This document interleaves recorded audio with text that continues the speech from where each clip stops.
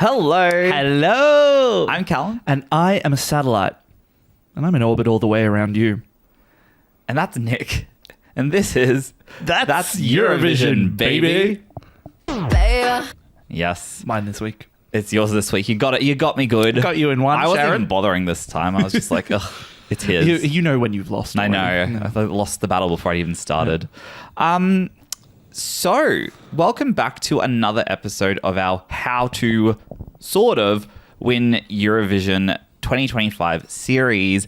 We are up to part 5, so we're nearing the end of our series. This is where we talk about all things on what we think the artists competing in this year's Eurovision can do to take that crown home, or to qualify, or if they're dead in the water, how they can just leave the competition with their head held high, knowing they represented their country the best. Exactly. Sometimes all you need is just a little chant of "We got points." Yes, we got points. exactly. And sometimes that's the best that you can hope for. So we're going to be breaking down all things production of the song that we think we could really enhance for the Eurovision stage, what we think from a creative and staging perspective they could be doing. All of that stuff, and delivering our entirely qualified feedback for Exactly, because we are, of course, noted and notorious Eurovision staging and production experts. And we have actually helped multiple winners on their journeys. Old Dunk. Yep. That's what I call him, because shorthand. Because we're such close friends. You remember that time that we were in Copenhagen? With Emily de Forest. Yeah, that one. Yes. And because we helped her too. We call her Millie, so that's why Nick couldn't recognize it. Yeah, exactly. Yep. Anyway, so if you haven't already, there are 4 other parts to this series that you can go back and watch prior to this. And we've gone in alphabetical order for all the countries. So we're now starting at the letter N. So if your favorite country started with any previous letter in the alphabet, we've probably already spoken about it. Yep. But yes, so... Are you ready to jump in, Nick? I'm ready to jump in with the Netherlands. The Netherlands. The Netherlands. We have got Claude with C'est la vie. Yes. So, yes. First of all, obviously very important for qualification. Let's look at where they're sitting. Yes. So our friend Claude, close personal friend, of course, is sitting in the first semi-final in 13th position. So in between 2 other countries seeking qualification. So we got Albania and Croatia as a sandwich around the Netherlands. Yes. For me, for Claude, good spot. Good spot. I think Albania is really different, and I think Croatia is really different. So Claude's going to stand out immensely. Yeah. I think it's going to be, if he gets his staging right and he brings that quality that his music video has, I think this song can really shine in this position. It's also towards the end, which is always nice to go in the second half of the evening, especially in the first semi when you're kind of kicking off the week and it's a weeknight. Like you don't get the sort of the excitement of performing on like a Friday or something. Exactly. Everyone just wants to go to bed, but I'm sure that they will stay up for Claude. So I guess looking at it from a song and a staging perspective, we might start with the song. Yes. What do you think are some things that would help Claude get across the line for qualification? This is one of the hard ones because we really only have the music video as our presentation. We watched a couple of his live performances, notably the Amsterdam pre-party and performance he did at a Dutch talk show, which Erica Vickman also performed at.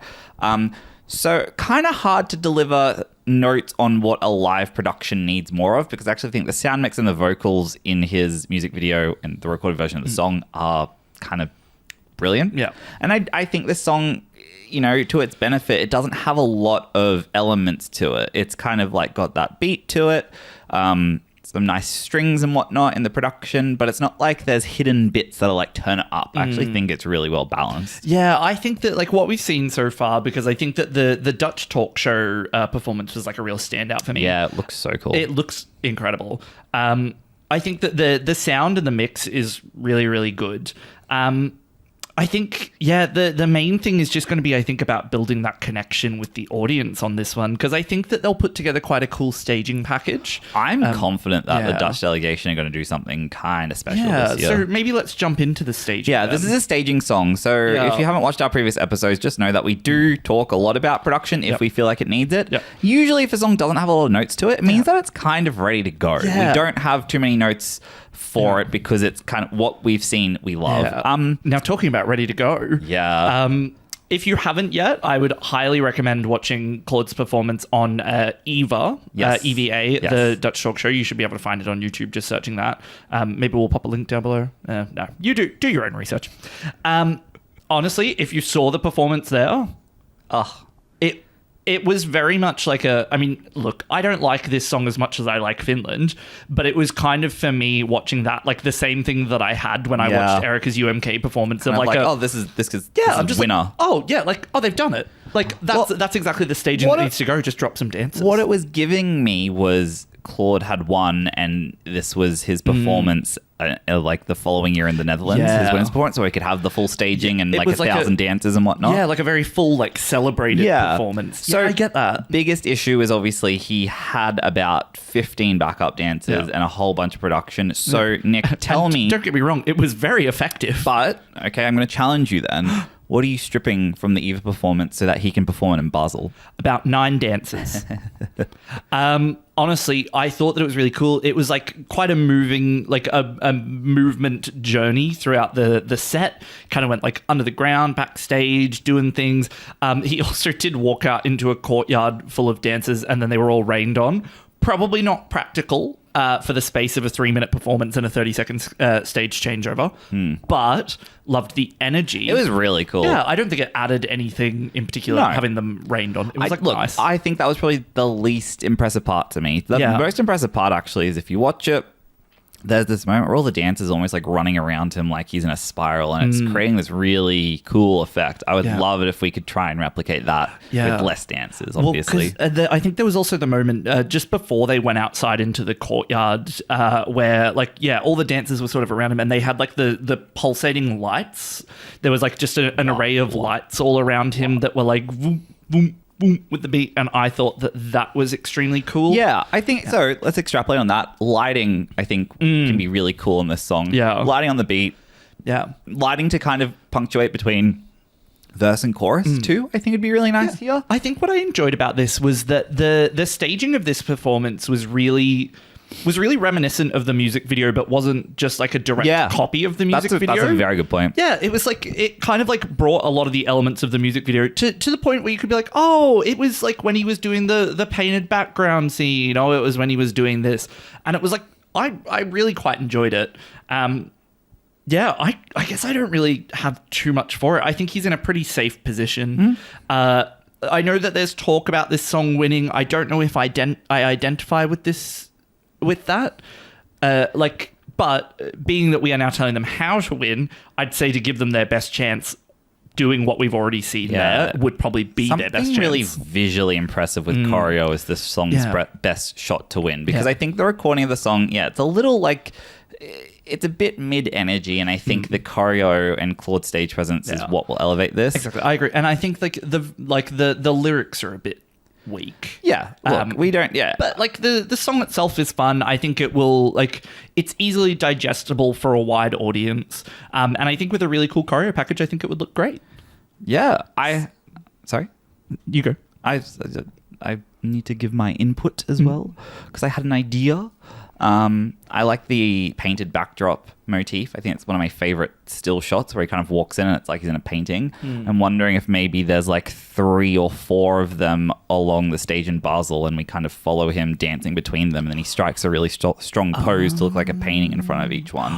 Oh, that could be cool. Like that. Yeah, so that was my one idea, that I think if you wanted to like really pull on that one really strong visual from the music video that he also did in the EVA performance, maybe it's like he moves from one to another. Like a summer, winter, autumn, spring. Yeah, it could. I like the idea of it not even being that literal. I like the idea of them being kind of abstracted and just more like statements of his life or his art or whatever.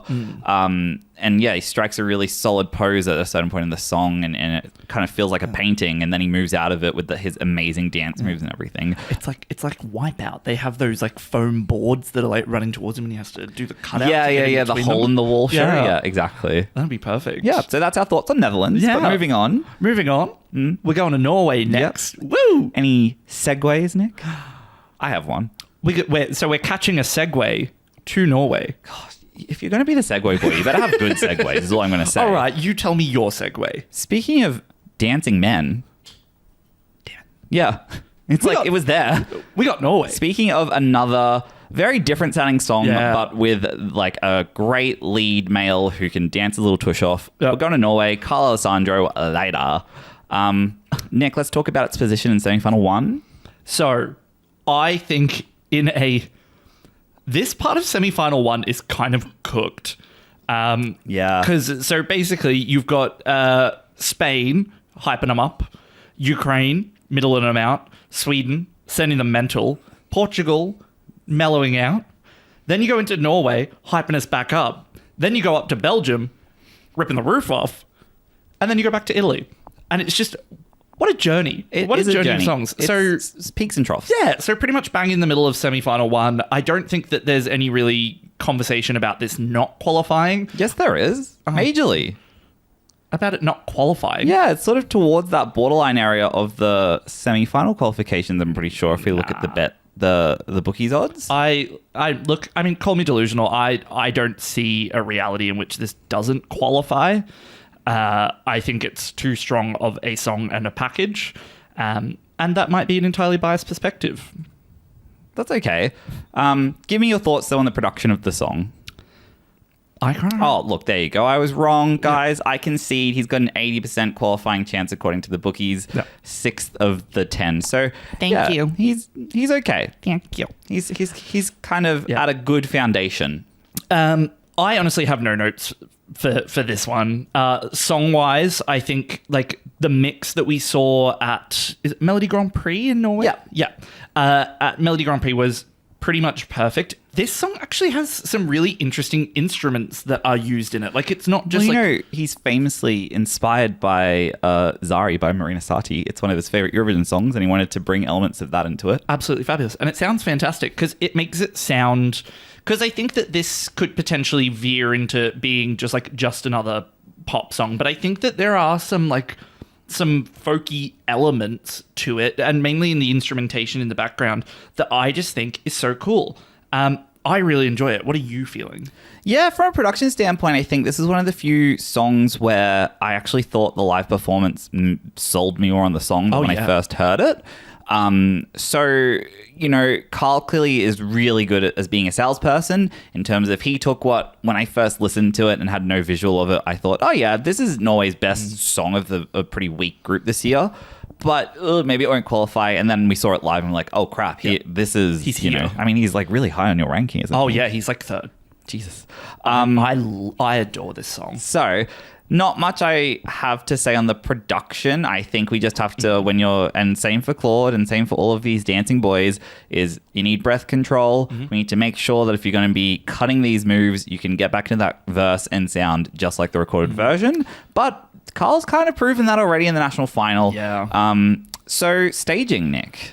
So what I would like to see is a full-on fist fight between Kyle Alessandro and Pag over the night motif, because I believe that Kyle Alessandro has now dropped it, which is extremely disappointing to me because I thought it looked amazing and was really cool, and I don't want Armenia to have it over Norway because I'm fighting right now. I've taken off my Armenia hat where I'm fighting for them to qualify, and I think Pag should keep it. Now I'm fighting for Norway. Fighting for it, Kyle. You've taken off your armor. And you're putting on I've taken off my jewels. Exactly. Yeah. But honestly, again, not to just keep hyping on this song, but I think we've already seen such a cool, tight choreo package. I actually think that the music video almost did this song a disservice. Yeah, the music video was kind of weak. Yeah, the music video. I wasn't the biggest fan of it. Because I think it was too big and spatial and set in the woods. And I think that this song's a really tight, cool This song isn't a song of the woods. I think some of these Nordic countries, probably because of their history, they and what they have as a natural resource right on the back door, they're thinking woods. This song is not a woods song. I think this song would have done better with filming sort of similar to Cyprus's sort of setup. I would have used a soundstage and done some cool stuff in a room where you can control lighting and stuff. Exactly. But I just think that the choreo is so tight and beat perfect. I think if he can bring that to the stage, that's fine. It. This song needs to hero his choreo, which it already does. If we can even make it even more heroed, I'm down. I actually really loved the big monolith thing in the middle too, the light up thing. I love that. I loved his staging at what's it called, Melody Grand Prix. Yeah. I loved the kind of mountains he had behind him. I just genuinely think this but bigger would be my note. Yeah. Make this but twice the size. Yeah. And then what I thought could be a really cool little production note is because he's his own lighter, obviously. Maybe he can do a little bit in he his. comes out dressed as a bick. He self-immolates. Oh, because he's his own lighter. Stop it! That's how he ends the That's song. the stunt. Yeah. Yeah.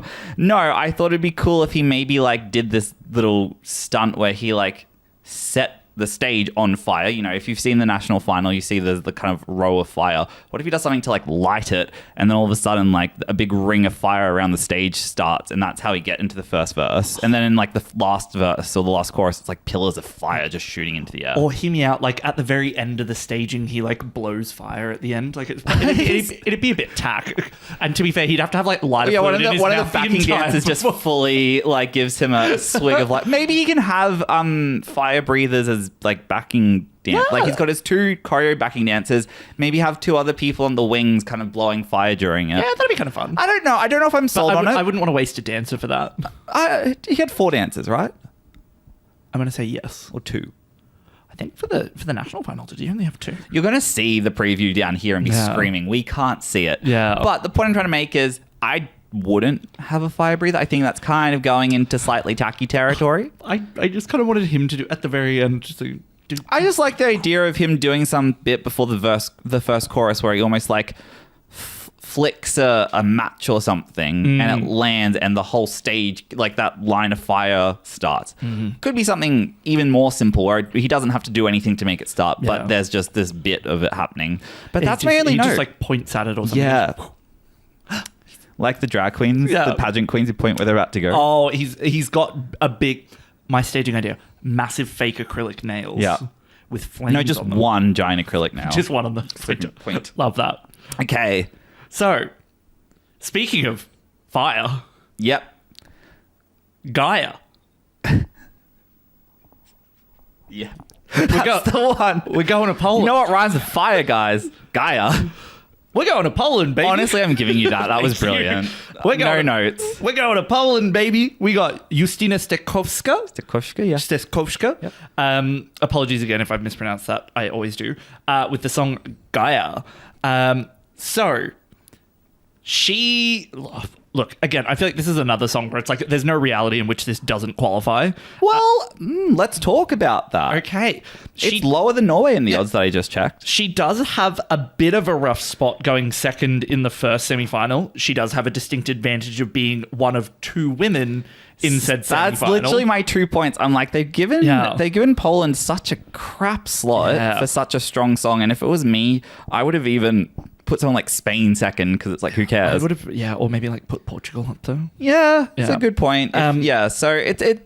But you know what? Like, we've seen multiple years now where second place has proven it's not as much of a death spot as we give it. If you give it any spot quality, you can qualify from any spot. It's like, I think it's more of a death spot in the grand final where there's like 26. For sure, that's a very good point. Yeah, whereas like the semis, it's not as bad, so it's a bit better.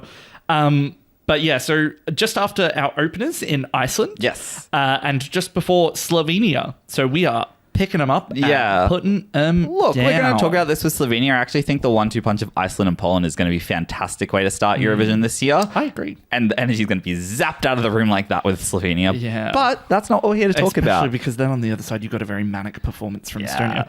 But anyway, let's talk about the song itself. Yes. I'll go first. Yes. I think that from what we've seen at her national final performance, bombastically incredible vocals. Love it. Like crazy in the best possible way. The amount of shit that this woman can do while just screaming, but it's not shrill screaming. She's like on vocal beat. control there, yeah. Fantastic. Yeah. It's actually kind of dumb. My only thing, her voice too low in the mix. Turn her up, yeah. Turn her up. And then the only other thing that I said was like and it was mainly at the start that I felt that she was a bit low. So I'm not sure if they turned her up or turned something else down. No, she was also off by half a beat or something. I was literally just about to say that's at the beginning she was a bit offbeat. That's just happened when she's probably practiced her little tush off. Exactly. Use the word tush now twice. I was going to say I don't know why, because I'm pretending like I didn't say fuck like 3 seconds ago. I'm trying to be like this family-friendly podcast. I don't say ass. I say tush. It's this little tush. But yeah, she was like a tiny bit off the beat before the first. I think. Look, but stuff like that's going to happen. It is such an easy fix. Yes. So I have a controversial yet brave take here. I think from a production, like a vocal standpoint, and also a staging standpoint, and I'm willing to have tomatoes thrown at me for saying this, I don't think during the belts that Justina should be dancing with them. Okay. I love the idea of Justina doing all of her craziness still, but when she does the belts, she hits like this huge like and does like a full like belt as the dancers are doing the bits around her, elevating her, making her kind of like the goddess, the centerpiece. Because the whole point of this is like a goddess, right? She is this thing. Why is she with the plebs spinning? She should be, the entity above them all, if that makes sense. I get what you mean. I almost see it as more goddessly that she's in there doing it, because she's like, these fuckers, she's like, all they can do is dance. She's like, I'm going to dance the same dance that they're doing, and I'm going to fucking scream the roof off this arena at the same goddamn time. You know why? Because they call me Gaia. Gaia.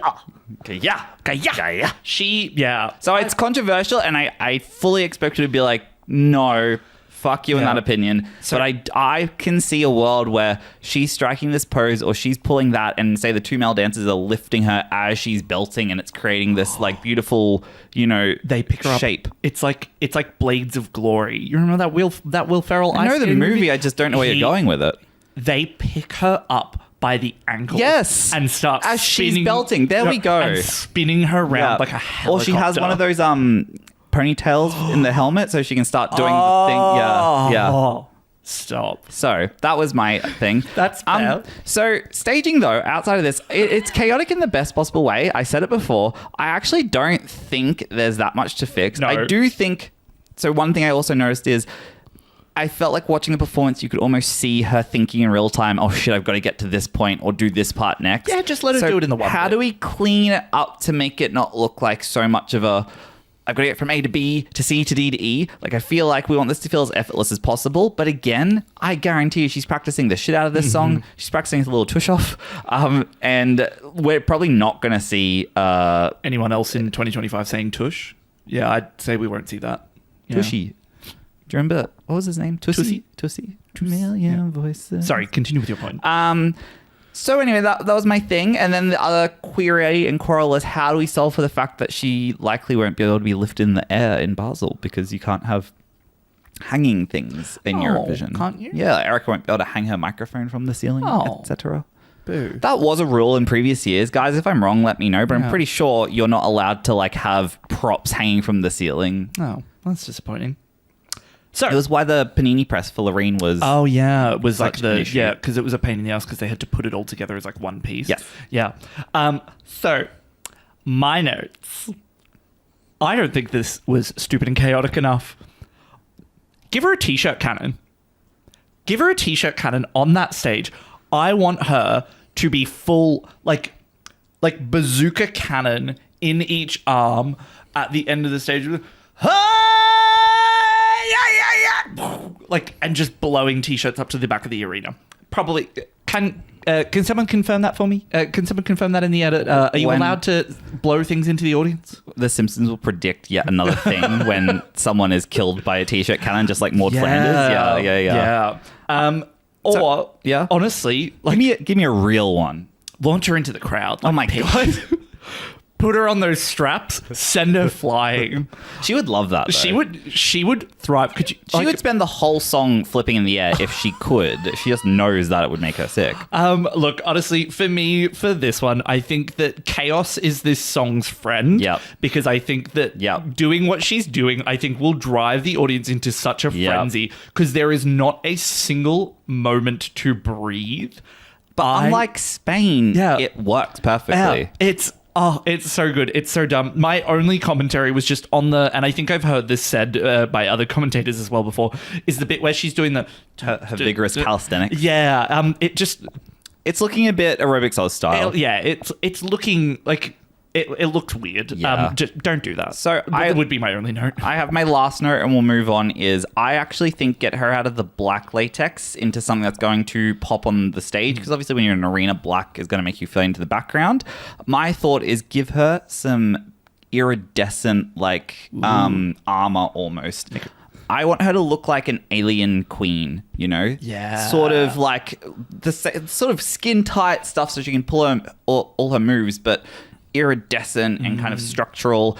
And then what I thought is, rather than her being like lifted into the air, which may not be able to happen, I would love her at the end of the song to instead be like coronated with like, I don't know if you've seen the album cover for Gaia. Coronated, like a crown. Crowned? Isn't coronated a word? I don't think so. Like a coronation of her. Like she's been coronated. We'll check that. Anyway, if you've seen the album cover, she has this giant like sun crown on it. And I'm like, imagine if there was the capacity for her to be coronated with that. Thank you. To be coronated with that at the end of the song. Oh, yeah. Sorry, okay, crowned at the end of the song. When I think crowning, I think of something very different, that's all. Yeah. Yeah. So it's like she's got the nails. Yeah. Actually, maybe she should have the nails because Lorraine sort of has made nails a thing. But imagine like she's in something that like the lights are reflecting off as she's doing her crazy spins, and so she looks like a disco ball. And then at the end, the dancers are like, "We bequeath to you your crown, our Gaia goddess." Yeah. Yeah. Well, speaking of Gaia goddess, let's jump down to Portugal. He's doing it to annoy me now. He's intentionally making them bad, and it's actually really frustrating. Speaking of removing the black latex, let's jump down to Portugal. We, of course, have Napa with their song Deslocado. Now, let's talk about a tonal shift. Yeah, it's crazy. So, obviously, we slow it down a little bit. We simmer a little bit more. Still in semi-final one. Have we left semi-final one yet today? Every single song we're talking about, except for the last one, is in semi-final one. Yeah, so everyone's in semi-final one. Portugal, I can only describe as having what I would say, and I'll just double check here. Yeah, I would say as probably the roughest slot of the year. Really? No. Who do you think? Montenegro. Montenegro or Luxembourg, actually. No, I mean in terms of like being sandwiched in between. So that's what I mean, being sandwiched in between two heavy hitters that are going to swamp the song. They're sandwiched in between like 5 heavy hitters. So obviously you start with so we're looking at Portugal. They're in 7th spot in semi-final one, so still in the first half. You start 2 positions above them with Ukraine, who I would argue is probably their closest competition. Yeah, for sure. I guess in terms stylistically, Italy would be my closest. Okay, yeah, sonically. like Italy. But I'd say that Ukraine would probably be like it's the most. It's a similar rocky sort of song. Not boy band. You know what I'm saying? Yeah. Then you go into Sweden. Then you go into Portugal. Favorite. Then you go into Norway. Yeah.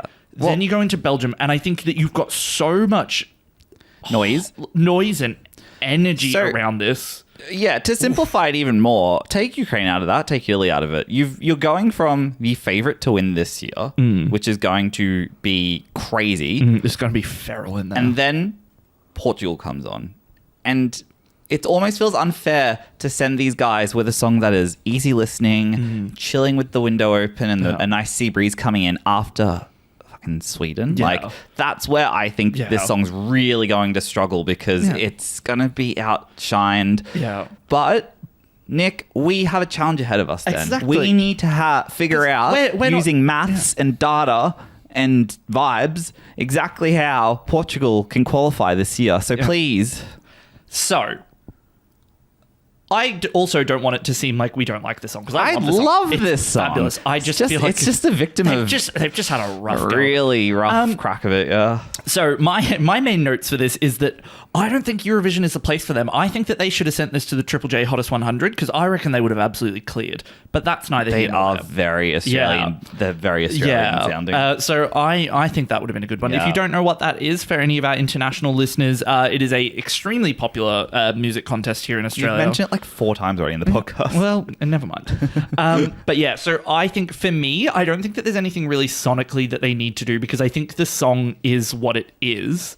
And I think it does what it does very beautifully. I think that the staging is going to be... I am what I am. Yeah. Love that. Thanks, Evan Muscat. Thank you. That was beautiful. Thank you. You are what you are. Sorry, go on. Rich, conventionally attractive. Me? Yeah.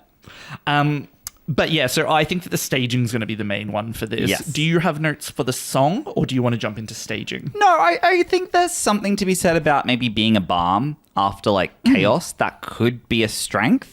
But unfortunately, when it's like a public voting, I don't think it's a strength. I agree, because I think that the main thing, and I guess this is more staging than it is song, but I think... No, let's go into staging, because I have no production notes. So I think the main thing for me for this one is they just don't get yourselves caught up in the hype of all the stuff that's coming around you, and don't try and make this song bigger than what it is. Yeah. Don't all of a sudden start like throwing like drumsticks into the crowd and, I don't know, like trashing the joint. Lasers. Yeah, exactly. Like don't have dancers, you know. Don't try that sort of thing. Don't try to qualify. Don't try.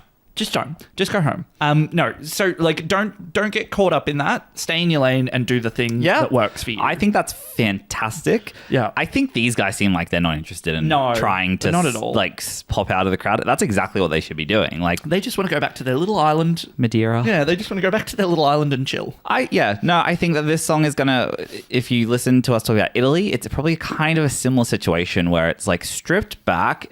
Show us the production. Show us the song, so the instruments and the band, and like focus on that rather than like something like else.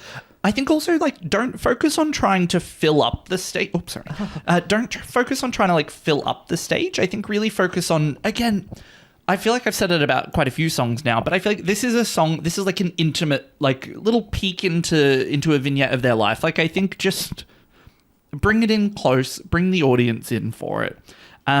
For me, for staging for this one, what I really think I could see, and I don't really have a lot, like, bring us to the island. Like, I would love to see, like, a picture backdrop, like, on the screens that's just, like, bright, sunny, and sort of, like really cozy, which is why I was thinking like for around the staging, I could see this being performed like on lots of like rugs and stuff. Yeah, that's kind of I've written that down. Yeah, where it's like all the ground is staged. Warm. Yeah, warm, intimate. Feels like we're in a living room together, just seeing a gig together. Very much. I feel like you've got more notes than I do. I had a streak of inspiration with this song, and I got a really clear visual style in my head. Mm-hmm. However, it probably risks being a little bit too overdone considering everything we just said. But hear me out. So this song to me is the color of a sunset, right? Mm-hmm. This song is not blue. Like they used a blue backdrop in the national selection. It's not blue. This song is like a pink sky fading into like a burnt orange. I agree. Yes. So what I thought is, I think what could be really cool is if they had like a flat sort of set, you know, of like a traditional sort of Portuguese villa. Think like clay walls and arches, just almost like you're setting up a little room, like a jam space for them, and it's all terracottas and vases and, you know, hacienda style rugs all over the floor. But then what I thought could be really, really cool, stick with me guys, I promise this is cool, is, you know how in plays they like paint sky backdrops and put like behind like, and they'll paint like a night sky backdrop and put it behind them. Imagine like if through the window they had like a curtain like rustling, you know, through the window like behind the hacienda was like a painted like orange sky backdrop, Yeah. right? And it was lit, so it looked like it was alive. And I've got a reference here to Caroline Polachek's So Hot You're Hurting My Feelings stage design, so I can sort of understand what I'm saying. One of your favorites of all One time. of my favorite music videos of all time. But the way that the lighting catches the painted sky, imagine that in a window behind the hacienda with like a curtain kind of like blowing a little breeze in, and they're just there jamming. Maybe you can Jamming. drop a little pic of your inspo in there. Yes, I will put it in the video because it's hard to explain, but I want you to imagine it's like the on a cliff in Madeira jamming in the house. Yeah, the sea lapping at the cliffs. Well, because the whole thing is like this song is all about like longing to go home and like missing home and everything about it and the beauty of it. So like again, that's where I think Bring Us There. Take me home, country roads. Exactly. Speaking of Bring Us There, bring us to Italy because we're going to San Marino. Oh, it's really bad. Yeah. Sorry, guys. We are speaking of Given up. Gabri Ponti and Tutta l'Italia. Tutta l'Italia, tutta l'Italia, tutta l'Italia. So we are in 11th place in semi-final one. So just after the half, or about halfway through the second half of the first semi-final, flanked by Italy 2 spots before. So, yes. Azerbaijan before them, and then Albania just afterwards. What are you coining the Italy-San Marino? The Fratelli conflagration, or whatever I'm calling them. The Fratelli what? Congregation? So I can't say coronated, but you can say conflagration. Well, because conflagration is a word. What does it mean? I think it means set fire to things. What did you... No, it was the Fratelli... Let's call it the Fratelli sandwich. Yeah. But it was the 2 Italian songs kind of sandwiching and crushing Azerbaijan and probably their chances in the competition. Crushing all the life out of them. San Marino's biggest win and why I think they may qualify Congratulations on your 12 points from Italy. They are getting 12 points from Italy. Almost statistically guaranteed at this point. It's the most Italian song of the year. Yeah, I was going to say somehow it is the most Italian song of the year. Sure is. So, yes. Thoughts and feelings on the actual song itself, though, outside of the 12 points from Italy. The challenge when we talk about production is you can't change a song at this point. Yeah. It's been submitted. It's been locked in.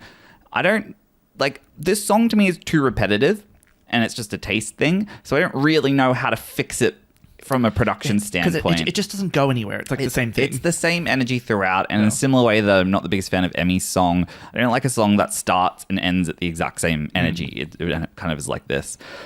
But we're not here to review the song. So do you have any notes on production?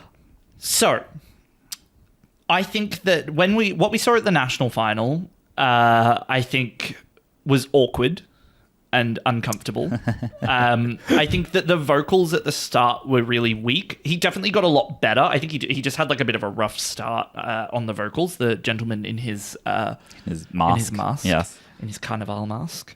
And the mix in the live version, and I'm not sure if it was just the stage that they were on, it sounded flat. I feel like that San Marino stage is hateful. It's not going to make anyone sound good. As shit. Yeah. There was nothing in it. No, I think that is the 2 liminal spaces of Eurovision are the Irish soundstage and the San Marino soundstage. If you want your song to sound as bad as possible, put it on one of those 2 stages. I don't think that what we saw on the national final stage is going to be reflective of what we're going to see at actual Eurovision. Because my main issue is that I just look my notes for the song would be about structural changes as opposed to edits. Yeah, and we can't do that, but that's okay. But we can talk about the staging. So my biggest note for staging is I think we need to get a lead singer. We need to get one of these male singers, take off the mask, wear some normal clothes, and be kind of like a main character along with Gabri. So you've kind of got this for everything. Every DJ song at Eurovision. So I literally said he needs to go to the DJ spot, which is back left. Yeah, that's the DJ spot. Well, that's where the DJ goes. Sure, but I think about Lumix and Halo. Yeah, and he was front and center, but he had his what's her name? His cage. Pia Maria. Yeah. Same thing can be said about Finland. Darude's song. He had a male singer. There's a whole bunch of examples of DJs doing Eurovision, but what connects them all and why this needs to happen here is that they have a focal point. They have a focal point in a lead singer, because you can't just have Gabri Ponti standing behind the thing being like... Yeah, because at the national final, they made him the focal point, and that is what is so uncomfortable, because if you're pretending to DJ... you can't, like, you either don't touch the decks at all and you're a dancer. Yeah. Or you're pretending to play with the decks, which we know you're not doing because the song's just playing, and that's fine. But like, putting him front and center just made the whole thing so awkward because then everyone was like moving around him. So it's not that. Yes, I agree. The issue wasn't. I don't really care about where he's positioned on the stage. I think you have an issue with it. But your issue with it is not because he's front and center. Your issue with it is because the staging was so static and the songs were already so repetitive that Gabri felt like he became the focal point.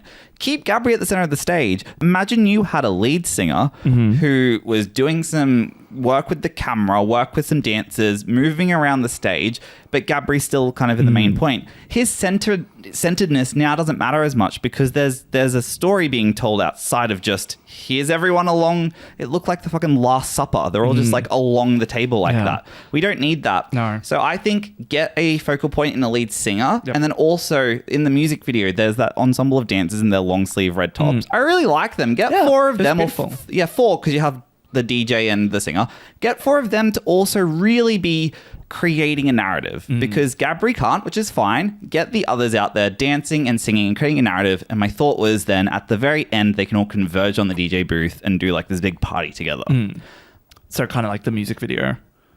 Yeah, where they were all sort of kind of like music video. I think a bit more choreographed, but the point is, it's like take us to other parts of the stadium with your singer and your dancers, and then you can always just cut to Gabri being like, yeah. Anyway, they're my notes. Yeah, for me, honestly, if you're going to make a song that panders the shit out of Italians, pander to them properly. I think in the music video, he had like a bunch of nonnas that were doing a bunch of cooking. Honestly, go full Russian grammar, get them on the stage. I don't hate the idea of like, leaning into the idea that it's so like, there's 2 Russian nonnas over there. Yeah. There's some like... Put a fucking Vesper in the corner. Yeah, get a footballer, a famous footballer on stage and he just holds a football and goes... Honestly, like, if you're going to pander, like, just go full in pander. Because I think that's where this song will see success. Because don't forget that Italy is huge, the Italian diaspora is huge, and they'll go for this because it's the song of San Remo. So if nothing else, at least it's funny. That's all I really have for this song. Yeah. Speaking of underwhelming entries. Oh, that's a real segue, guys. Let's talk about our final song of this episode, and that is Serbia. I say Prince, but I don't know. Maybe it's Prince. With the song Mila. Yes. So. Yeah. I don't know who they bribed who did they bribe in the EBU to get arguably one of the best running orders. Yeah. But second last in the second semi-final. That's fantastic to be. It's a fantastic spot to be for a different song. Yep. Because my main issue with this is theoretically, it seems like a fantastic spot for Prince, but I think it's terrible because... So there's some real pillars of Eurovision around him. So realistically, what have you got? So 2 before it, you've got Israel, which is going to swallow up so many televotes. So many televotes. And also it's going to take the ballad people. Yeah, true. Then you got Germany, who are actually doing good stuff this year and are going to be bringing the party. Yep. And then you've got Erika Vickman, who is going to rip the fucking roof off of that stadium. Yeah. And then you got little old Prince in the middle doing his beautiful ballad. Yeah. It's swallowed. He's being swallowed. Yeah. Like, again, theoretically, it seems like a good spot because you know what? Going to the end is always good because it means that you're the most relevant when people are starting to vote. But Diva, I concede. You're completely right. When you look at it just as a number, you look at second last and the second semi-final, you think, oh my God, perfect. If you asked any Eurovision entrant, like where's the ideal spot order to go to qualify or to go in the final, they'd say not last, but probably close to last. Yes. Because you don't want to be last because unless you're shutting that shit down. Like Erika will. Yeah, you'll be remembered for being that was a mid-ending. No, I completely agree. So yes, this is being swallowed by some absolute monoliths or mammoths, of Eurovision. But what can we do for the song to help it stand out? So I think he's already kind of done it in the revamp. Like I think agree. that it's made the song feel less slow. Yeah. So there's not a lot to say in what you can do. I think that we need to really ensure if you're going to do a ballad, guys, your vocals better be fucking perfect. Yeah. But credit to Prince. We saw the national final. His vocals were fantastic. Fantastic. Because I will say, this is a song that is so violently Balkan ballad that it actually defies reality of like how... Well, the thing I'll never understand, I'm going to rant for a second, is like, you know... I'd love to hear We're gay to like pop and everyone's like, oh, Loreen ripoff to any song with a BPM over 120. Like, I challenge all of you Balkan ballad lovers. Couldn't I make the argument that every song is trying to reference Molitva? Like, No. And this is giving very like...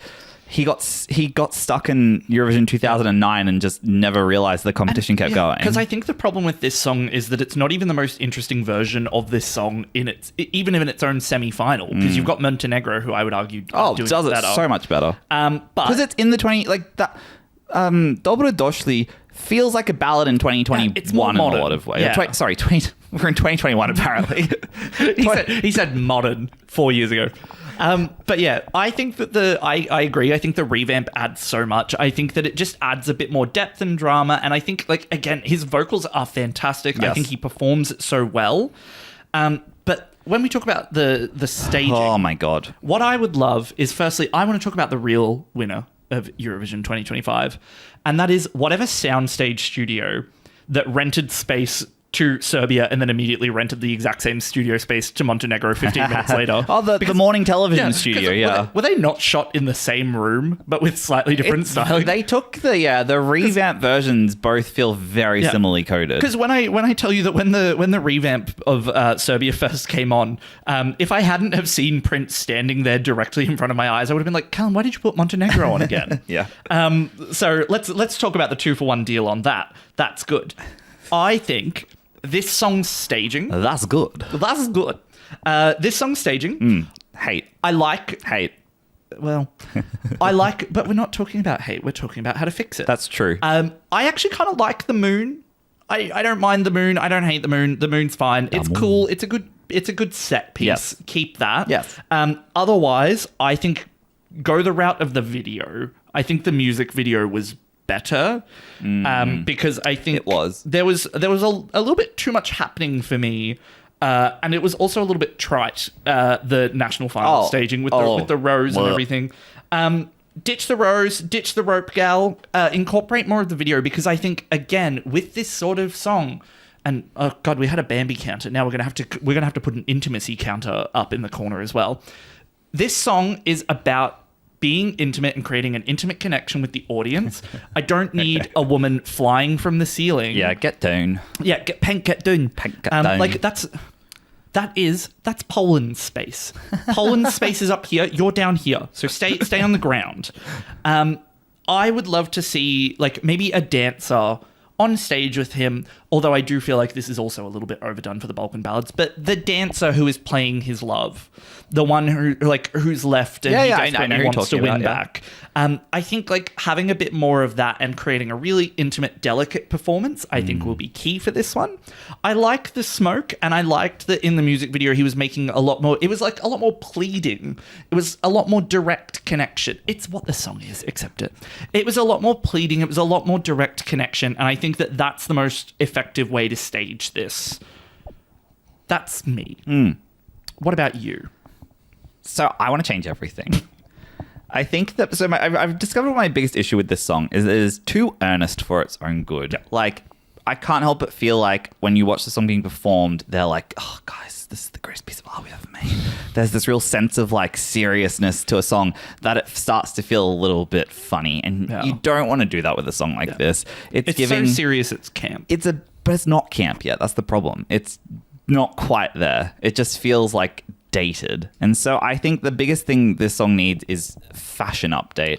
Get rid of whatever. Prince, hire a stylist who is someone who can put you in a really lovely ensemble. Yeah. I thought Prince would really suit what Andrew Limbrow, Cyprus 2023 would wear, like that oversized sort of vested suit. No give him something. He can wear shoes if he wants to, but give him something that's kind of in the modern age. I think completely change the staging. My thought, whatever that leather bikey thing that he all was of doing. It's awful, like in a suit, in his leather bikey thing. I hate all of it, and that's what makes it feel dated. The song itself feels a bit dated. So how do we update that? I think maybe we could play around with something like some big structure on stage, some big sculptural thing on stage that he's just performing on. Maybe there's dancers underneath the sculpture and he's talking. And I thought maybe he could have like a bit of a camp stunt at the end where he like falls off the platform heartbroken and he like, you know, something like that. But everything, I want it to feel modern. He turns around and his back is full of arrows. Yeah. No roses, no moon, no aerials, no AI faces in the stars. These all make your song look tacky and terrible. Get rid of them because we are trying to get you the qualification. Exactly. Because this is not a bad song. No, it's not a song that I particularly identify with, but it's beautifully performed. And I think with the revamp, I think musically it has a lot to offer more than it did. Yes. I just think that the staging, I think, is going to be what kills this song. People are going to, and I'm going to sound mean, I think people are going to tune in to this and think and start laughing or find it even a little bit cringe watching this guy, Bleeding Heart, performing like a song, like I said, that feels like it's something Serbia would send in 2008. Yeah. I was going to say 2007, so we're very similarly aligned. The 2000s, right? Yeah. Like people are going to not like that. So I think the biggest thing for this song is actually do less, like you don't have to really worry about the production. Just modernize your visuals. Yeah. Take everything and make it sleek and stylish. Like look at a magazine, look at a Vogue cover and replicate that. That is all I would recommend. Yeah, because I'd say that if we look back at like Slovenia from last year with Raven and Veronica, I think that song performed in the way that Prince is performing would have been uncool and quite dated. Yeah, okay, sure. Yeah. But because Raven bought such a vibrant stage presence, modern staging, made it really cool and slinky, it kind of changed the whole definition of the song for me. I can see that. I really enjoyed it. No, I get you. If she was going there and being full like Evanescence style goth girl, exactly, or it would have been tacky. If she was just standing there in a big dress wailing it, I think it would have been. Yeah, no, I think that's So again, this song can transform with better staging. Yeah. Do I think it's going to qualify? No. But if they modernize the staging, I think that they will give themselves the best possible chance. Because that was the point of the series. Because that's Eurovision, baby. Because that's Eurovision, baby. That brings us to the Speaking of that's Eurovision, baby. Shut up. That's the end. That is... We have come to the end of another segment of our How to Sort of Win Eurovision series. Just one more left, 6 more songs to go. And then we start to get into... Oh my God, then the content gets real. Semi-finals. We start talking about semi-finals. We start talking about who he thinks is going to qualify versus who's not going to qualify. Stay tuned. Sure, the best way to make sure that you're tuned in for that is to subscribe. I believe the subscribe button lights up when I say subscribe. So subscribe. Give us a like. Does it? I believe so, yeah. Subscribe. I don't think it does it every time. But subscribe. Give us a like. Give us a follow on our socials. Yes. I'm getting better at posting. I'm still not great. But yeah, come join in, get in the comments. We're building such a fun little community downstairs. And it's so nice to have everyone in the basement. We lock them down there. Once you're in the comments, you're in for life. Our Patreon community is called The Basement. I love that. That's stupid. But yeah, we're building such a great little community in the comments. And it's so nice to hear from everyone on all of the things that you're enjoying. Sometimes when our opinions are wrong, like, again... Call it out. You can be polite about it. Don't call it out because people are mean. The internet sucks. We want to hear what you have to say, but it can be a polite discourse. Just apply critical thinking and nuance. Exactly, because one thing is that like we're not going to fight. We're not going to fight you. Like if you're rage baiting and you want to fight, stop it. Like no, we're not going to fight. Stop trying to paint these people like you're giving them a reason to hate us. I'll just delete it. Okay, so it's fine. Yes, this is totally that.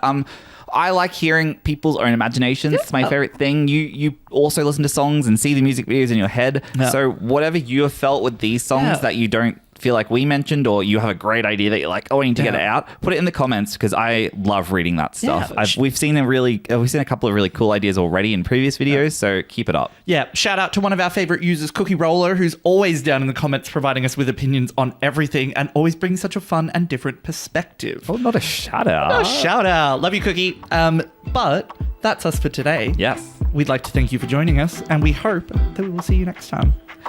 Bye. Bye. Damn it.